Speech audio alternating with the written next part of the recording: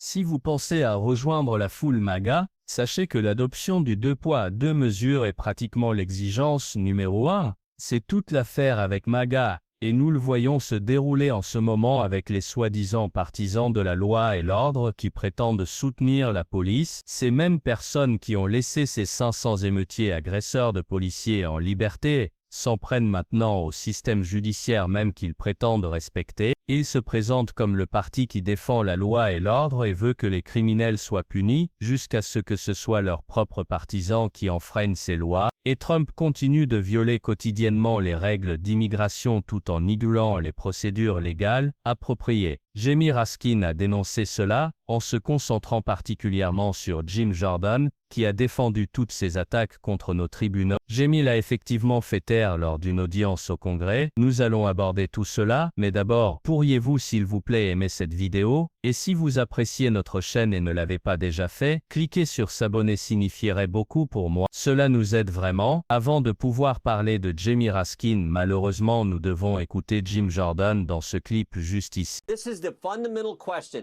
It's the people. 77 million of them voted for the guy who put his name on a ballot, went out and ran, told us he was going to secure the border and do the things he's doing, and that you have a judge in Timbuktu, California, who can do some order or some injunction and stop that. That is not how our system's supposed to work. And this is so important, so important. It's we the people, and the people that we elect who make the decisions. Je suis tellement fatigué de toutes ces discussions sur les mandats. Nous avons vu le représentant démocrate Jim McGovern dire aux républicains qu'ils doivent mettre leurs pantalons de mandat s'ils veulent vraiment agir sur ce soi-disant mandat écrasant qu'ils n'ont pas réellement gagné. Peut-être devrait-il essayer de changer les lois par le biais du Congrès au lieu de les enfreindre comme Donald Trump veut le faire. Et non, il n'a pas été élu de façon écrasante. Ce n'est pas une victoire culturelle gigantesque avec toute l'Amérique derrière lui. Sa cote de popularité chute rapidement, et les gens détestent à peu près tout ce qu'il fait, en particulier ses attaques contre les tribunaux. C'est pourquoi Jamie Raskin les a déchirés. C'est pourquoi il a dénoncé Jim Jordan, et nous allons regarder cela juste ici. So why have 34 federal judges from 11 different districts with a combined 474 years of service on the bench, judges appointed by Presidents Reagan, Bush, Clinton, Bush, Obama, and Trump, entered 57 different preliminary injunctions and temporary restraining orders against President Trump and Elon Musk's executive orders and actions, like the ones nullifying constitutional birthright citizenship, unilaterally dismantling congressionally created agencies, or impounding and diverting funds appropriated by Congress. Well, the majority says it's because these are radical judges. And they lead off, as our good Chairman Issa did, with Judge Jeb Boasberg, the chief judge of the District Court of the District of Columbia, who enjoined the mass roundup and deportation of immigrants to an infamous El Salvadoran prison in peacetime without any due process at all, allegedly under the Alien Enemies Act of 1798, a statute explicitly limited to wartime and military invasion. Some of our colleagues have been railing against Judge Boasberg for ordering the planes to be turned around. They say those planes were filled with terrorists, I think my good friend from Texas said.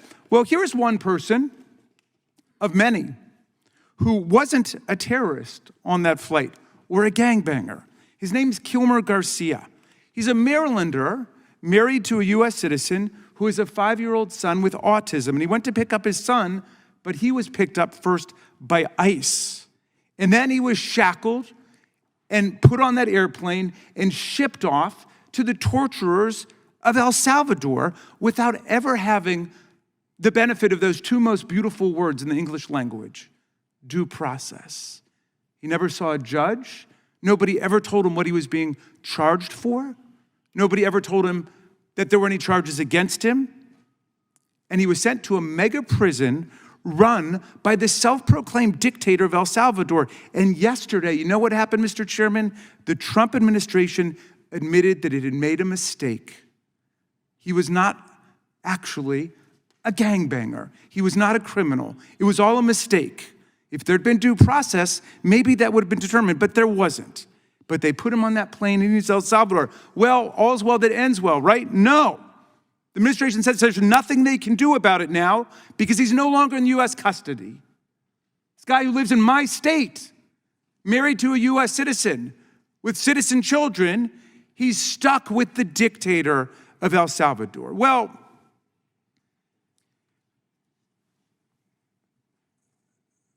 Judge Boasberg, some of our colleagues want to impeach him. Look, some of our colleagues, they've got 4 wanted signs in the Cannon House office building with the names and faces of judges on them. They want to impeach them now. They want to impeach Judge Boasberg. Some of my colleagues should be alerted to this fact. Judge Boasberg was first named to the bench by President Bush. He was Justice Kavanaugh's roommate at Yale. Known in legal quarters as a very conservative judge, but they want to impeach him because he stood up for the rule of law. Now, Democrats say all of these executive orders and actions are being struck down not because these are radical left rogue judges, but because the judges, regardless of who appointed them, are doing their jobs. If the number of decisions striking down Trump illegality is unprecedented today, it's only because the sheer number of illegal acts committed in the first 100 days is unprecedented. America's never seen anything like it before in our entire history. Trump and Musk have been systematically violating the Constitution and breaking the law to trample the rights of the people and steal our data, fire excellent federal workers en masse, and dismantle congressionally created government agencies and programs, from the VA and Medicaid to NOAA, NIH, and Social Security, which Elon Musk called, quote, the biggest Ponzi scheme of all time.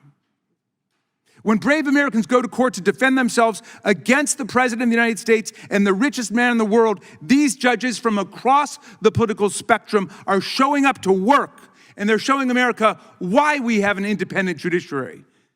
And yes, I've got to tell my friend Chairman Jordan that even if you campaign on doing something unconstitutional, like naming people kings and queens, or stealing other people's money, no, that doesn't make it constitutional, even if you campaigned on it. And the vast majority of the things here, I never heard of them campaigning on. But in any event, it's irrelevant to the job of the courts. Anyone who's read any of the decisions knows that what we're witnessing today is a matchless constitutional crime spree by a rogue president and his Doge enforcer, a government contractor who has pocketed $38 billion from the taxpayers, multiples more than he has ever even claimed to have saved us. And we know how Doge makes typos, converting millions into billions. Read the decisions. Look at these cases, finding that Trump violated Congress's spending power and usurped our lawmaking power under Article 1. Read the cases, finding that Trump violated the First Amendment free speech rights, the Fifth Amendment due process rights, the Sixth Amendment counsel rights of the people, even by discriminating by name against law firms and lawyers, actually banning specific firms and lawyers from federal buildings and courthouses, federal contracts and federal employment, all simply because they dared to represent their clients, and Trump hates them. Now, out of this mountain of cases, which I can only surmise our colleagues have not read, let's zero in on Trump's executive order contradicting the very first sentence of the 14th Amendment, which says that any person born or naturalized in the United States and subject to the jurisdiction thereof is a citizen of the United States. Trump got struck down by a Reagan judge, a Biden judge, an Obama judge, and a Bush judge. The Reagan judge said, quote, I've been on the bench for 4 decades. I can't remember another case where the question presented is as clear as this one. This is a blatantly unconstitutional order. Blatantly. This is from a Reagan judge. Now, my colleagues seem to think that an executive order is greater than a law or the Constitution itself. But an executive order cannot trump a federal statute, much less the Constitution. An executive order is just an order to the executive bureaucracy to follow a policy unless and until it's countermanded by law, by the courts. Many of our colleagues are following Trump and Musk in calling for impeachment right now. There have been only 15 federal judges impeached in all of American history, always for serious professional misconduct, like taking bribes, stealing from the court, or habitual drunkenness, not even occasional drunkenness, habitual drunkenness on the bench. Congress has never defined a doctrinal or interpretive disagreement as a high crime and misdemeanor, much less when the judge's reasoning was airtight correct. The spreading movement to impeach and attack judges is so alarming that Chief Justice Roberts issued a rare statement last week. He said, for more than 2 centuries, it's been established that impeachment is not an appropriate response to disagreement concerning a judicial decision. The proper response, of course, is to appeal the decision. And to be fair, Chairman Issa expressed his strong disapproval of these wanted posters yesterday in the Rules Committee. Now, for some members, talk of impeaching these so-called rogue judges is just fun and games. But the vicious assault, the vicious rhetorical assault on the judiciary has turned into something more sinister in certain quarters. Actual violent threats, bomb threats, direct intimidation. Judge Boasberg, the Bush appointee, must endure scandalous online attacks and insults by President Trump and Elon Musk and their followers. Even worse, the campaign of vilification has spread to Judge Boasberg's family, including outrageous attacks on his daughter, who's had her photo and her place of work posted on social media by Elon Musk to his 290 million followers. These threats follow an actual bomb threat made to the sister of Supreme Court Justice Amy Coney Barrett. And there are numerous other threats taking place today. And of course, we've seen threats and actual violence and murders take place in the past. I call on my colleagues right now to call off the campaign to impeach federal judges for doing their jobs. I call on them to demand that the Trump administration comply with all judicial orders while appealing whichever ones they want to appeal, and to demand the return of people unlawfully taken to El Salvador on that so-called plane full of gangbangers. And I especially call on them today to denounce all violent threats, doxing, online vilification, and threats against our judges. This is the Judiciary Committee of the United States House of Representatives, and we should act like it. I yield back, Mr. Chairman.